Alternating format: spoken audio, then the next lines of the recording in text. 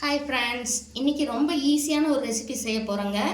இந்த ரெசிபி எல்லாருக்குமே தெரிஞ்சது தான். இது நம்ம ஒரு டிஃப்ரெண்ட்டான முறையில் ரொம்ப சுவையாகவும் சாஃப்டாகவும் இருக்கிற மாதிரி செய்ய போகிறோம். இதுக்கு நான் 1 கப் ரவை எடுத்திருக்கேன். இது பெரிய வெங்காயம் நீள்வாக்கில் கட் பண்ணி வச்சுருக்கேன். இது காரத்துக்காக பச்சை மிளகாய், கொஞ்சம் இஞ்சி துண்டுகள் இந்த மாதிரி ஸ்லைஸ் பண்ணி வச்சுருக்கேன். ஃப்ரெஷ்ஷான கருவேப்பிலையில் ஒரு கொத்து, மல்லி இலைகள் கொஞ்சம். இப்போ இது எப்படி செய்கிறதுன்னு பார்க்கலாம் வாங்க. இதுக்கு ஒரு பாத்திரம் வச்சுருக்கேங்க. இந்த ரவை இதில் போட்டுக்கலாம். அடுப்பை சன்னமாக வச்சு இது வறுத்து எடுத்துக்கலாம். நல்லா வாசனை வரணும், அந்த அளவுக்கு வறுத்துக்கலாம்.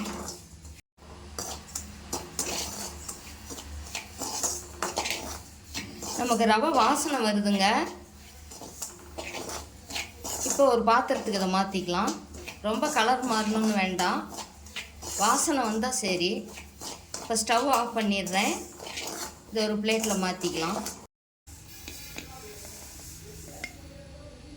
ரவை வறுத்த அதே பாத்திரம் வச்சுருக்கேங்க. ஒரு 2 ஸ்பூன் அளவுக்கு எண்ணெய் விட்டுக்கலாம்.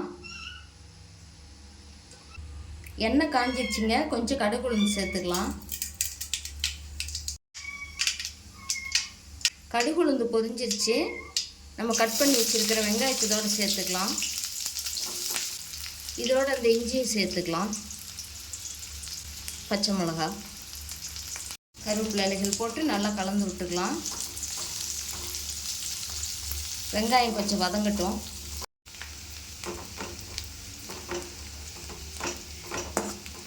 வெங்காயம் எல்லாம் பாதி வதங்கி வந்தால் போதுங்க. நான் இது காரத்துக்காக பச்சை மிளகா சேர்த்துருக்கேன். நீங்கள் வரமிளகா வேணாலும் சேர்த்துக்கலாம். பச்சை மிளகா போடும் பொழுது நமக்கு நல்ல வாசனையாக இருக்கும், அதனால் நான் பச்சை மிளகா போட்டிருக்கேன். இப்போ இதுக்கு தேவையான அளவு தண்ணி வச்சுக்கலாம். ரவை எடுத்த அதே கப்லேயே 3 கப் தண்ணி வச்சுக்கலாம்.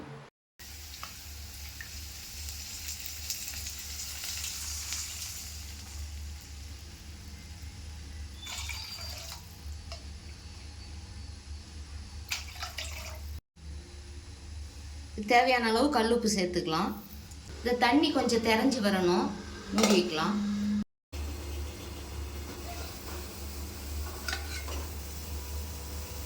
தண்ணி நல்லா தெரியுதுங்க. இப்போ நம்ம வறுத்து எடுத்து வச்சுருக்கிற இந்த ரவை இதோட சேர்த்து நல்லா கிளறிக்கலாம்.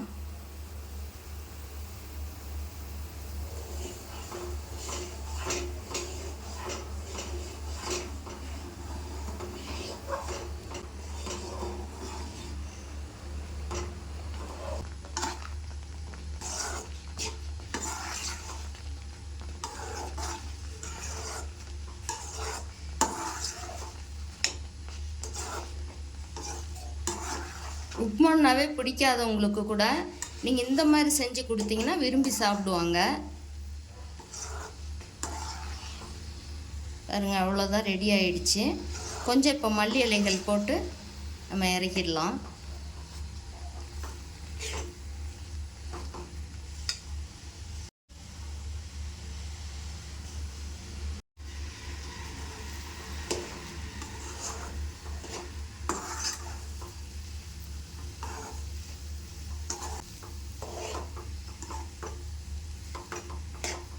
ரொம்பவே சாஃப்டாக அதே சமயம் சுவையாக ரெடி பண்ணி வச்சிங்க.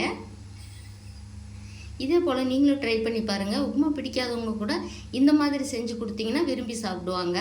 இந்த வீடியோ பிடிச்சிருந்தால் லைக் பண்ணி ஷேர் பண்ணுங்கள், சப்ஸ்கிரைப் பண்ணுங்கள். தேங்க்யூ.